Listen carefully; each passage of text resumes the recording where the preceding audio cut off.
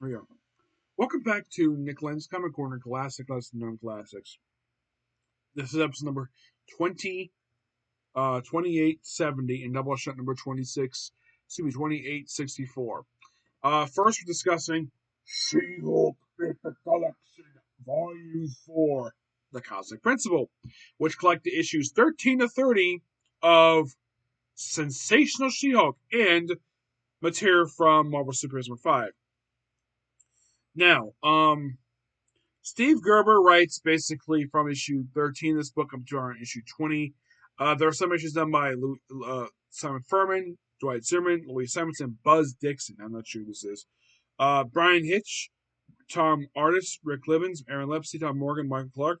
Of all the people here, never Steve Gerber because I can't meet Steve Gerber because he has passed away. The writers, the ones who left alive here, I have met them. I have met Brian Hitch. And I met Aaron Lepsey. I only met two of the artists who work in this book. Front cover is Dale Cohen, Jim Cozen, and artwork by Mike Zeck. Now, because this book does contain issues 13 and 30, I'm skipping over 14 to 17 for a good reason. Because I discussed those already in the She-Hulk, in the Howard Duck trade. So we're discussing just first 13, which is Steve Gerber. It's basically She-Hulk in her flying car, just hanging out, having a lot of fun, doing crazy stuff here. Deals with interesting stuff. It's a very weird book. And then we're going to skip over issues, like I mentioned, we'll skip over 14 to 17 because, like I mentioned, discussed already in the Howard Duck trade.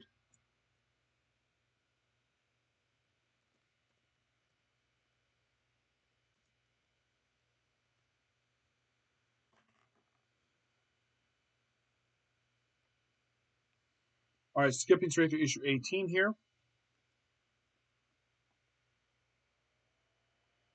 Yeah, it's basically the first appearance of Dr. Bob Doom. Yeah, he's basically Doc Doom's cousin. Which the weird thing about this guy is that he one point shoved She-Hulk into his mouth sitting with a suit.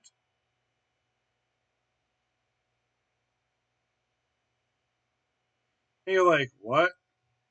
Yeah, so he survives him for a couple, like, after this, next time she sees him, he possibly again in a one shot called She-Hulk Sensational. Yeah, it's like he's a one shot character who just here because he's a knockoff Doctor Doom. 19. We have the first person, Nosferatu, who basically wearing Baron. It's like she's a cheaper of a Batman, and she's actually here for a small period of time. She's here for 2 issues, and then she pops Markham Presents and another issue She-Hulk, and that was it for her. There's also jokes about basically about Nosferatu's name. So apparently, all these comics happen between pages of this book.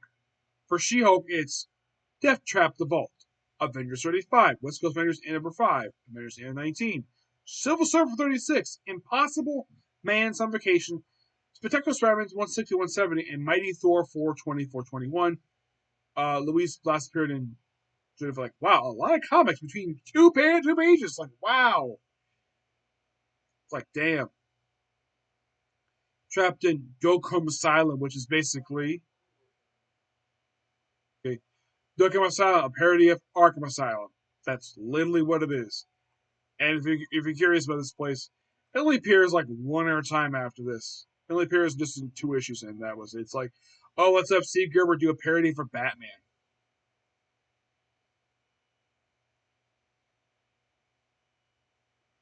Really interesting two-parter.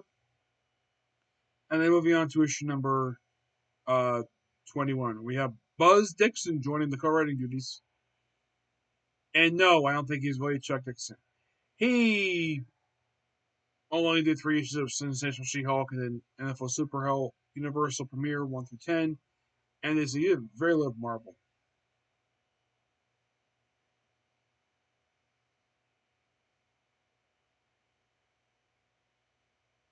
We have this like judge this gangster because Shield was in Vegas for a few issues. So let's basically deal with that.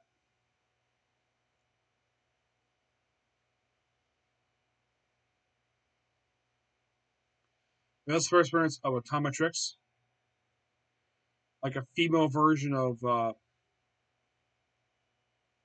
the Abomination, who only appears for 3 issues, and that was it. Yep. Though the last issue, no, here's the thing. 21 in 21-23 is Return of the Blonde Phantom. Yep. And on the cover of 22, it's a loose spoof of All Star Squadron number 19.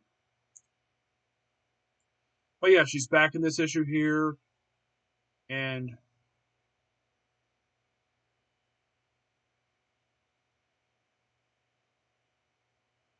she's the daughter of the original Blonde Phantom, Louise Grant, who she was made a supporting character in this book, I think by Steve Gerber.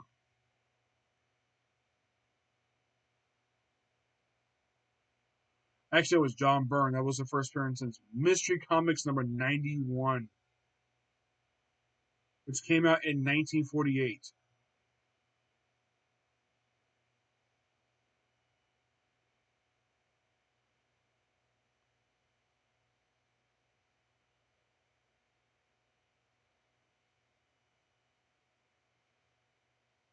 Yeah, and she's here for pretty much almost the entire freaking book until before the book wraps up. Yeah, it's like, yeah, let's bring her back for a few issues. Uh, and it's a really fun little story arc that the writer decided to do here.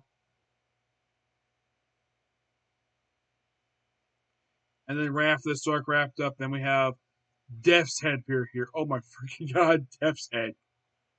That was funny. He last appeared in Death's Head Body in Question, number 1.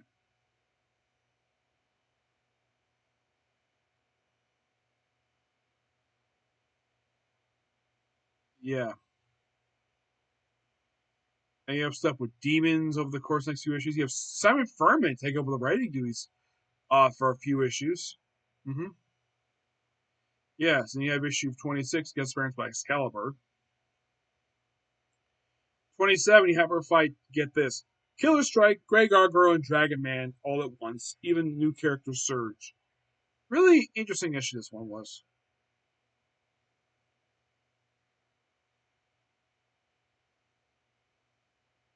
Also, she lost the case she was on for this issue. 28 basically is a weirdest issue. We have the White John Zimmerman. It's basically, oh, let's have Mephisto appear in this issue and have, oh, let's have Shield basically sell her soul to Mephisto, but get her soul back by basically blackmailing him with photos of herself butt naked because a pervy photographer took pictures of it for a photo shoot. Photos without her consent.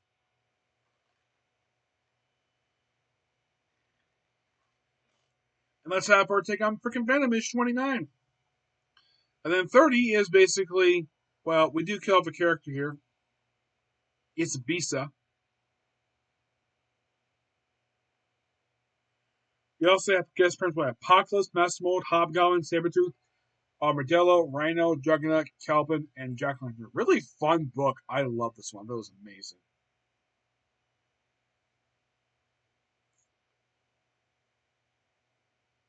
And here's the continuity notes. Apocalypse appearance here between Classic X-Men 25, X-Factor 5. Armadillo appears between pages from Captain America.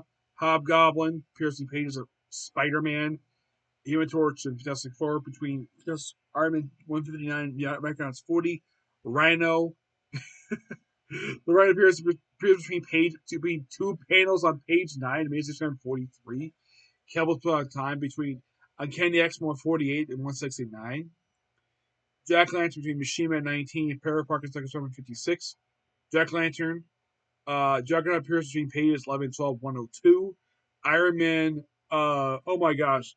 Like, for him from like Tales of Suspense, 96, 97. Go between 370, 379. Silver Surfer between Thor and 193 and Fantasy 121.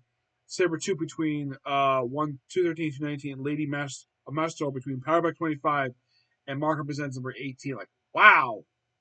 Like, so you have basically character between pages and they appear in this one comic to explain all the continuity stuff related to this thing. Yes, seriously.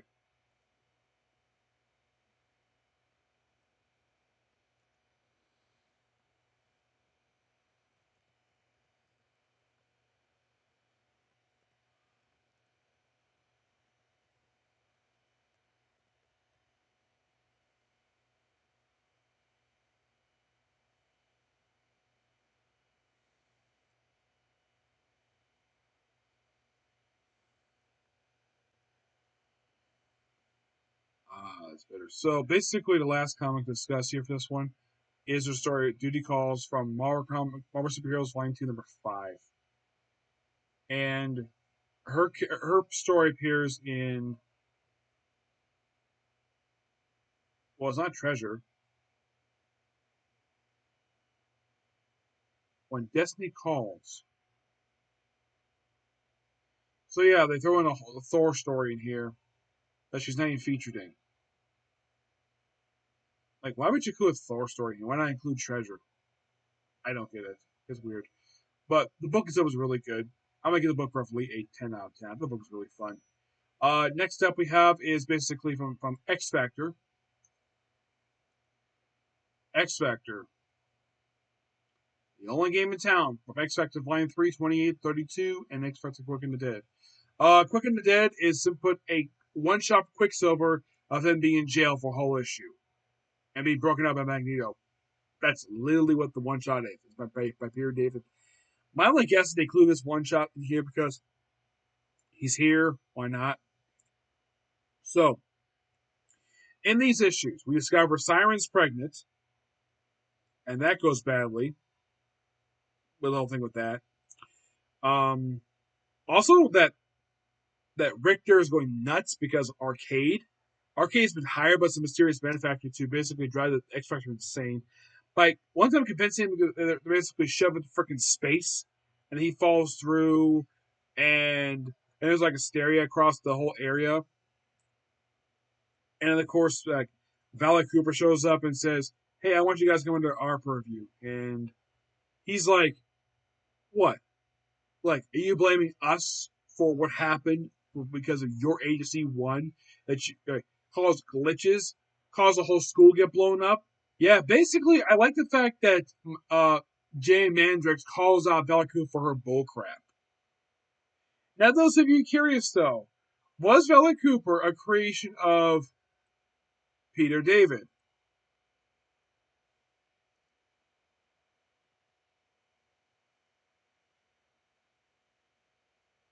Nope.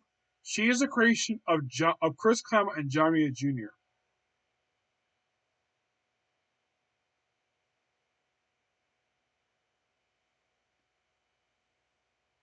And my guess is Peter David included her in this book because, well, it's X Factor. She was involved heavily with the government incarnation, so why not feature this book? Yeah, that's actually a pretty good idea. So then again, off the tail when they say no to their proposal, he proceeds to blow up his headquarters. And it deals with the whole divide we stand stuff. Now, the only reason why he's not charged with basically blowing up the building because one, he owns it, and two, you got all the permits basically to do it. But yeah,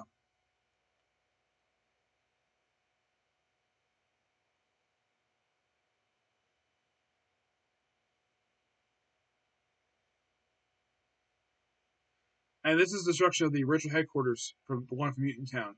Yeah, this is destroyed. So Valakura finds him the very next issue, and he nearly twists his arm. Like, I'll be back. Yeah, of course you will. There's also character Ned Topofsky, who's just appears in a couple issues. He was a mutant who just happened to be here. But Lila just was annoying as usual, but because she's a know-it-all. But still, fun issues. Love them. In case you're curious, though, the line this time is Richter, Mandrix, Strong Guy, M, and Siren. That's the lineup of this book, and still a good lineup. I love this book. I give this book a 10 out of 10. Book was really good, uh, really enjoyable, and I remember basically at the time it was coming out and I was seeing some reviews for it. Very popular book, and that's probably the reason why he got kept publishing for so long. I mean, this is a shocker for anybody who read any comics, but the whole time reading comics. This volume published for 3 freaking years. Yeah, 3 years. But it put out 50 issues because Marvel's whole thing of like doubling up months at some point. Yeah, there's some points basically where we're double up issues for no apparent reason.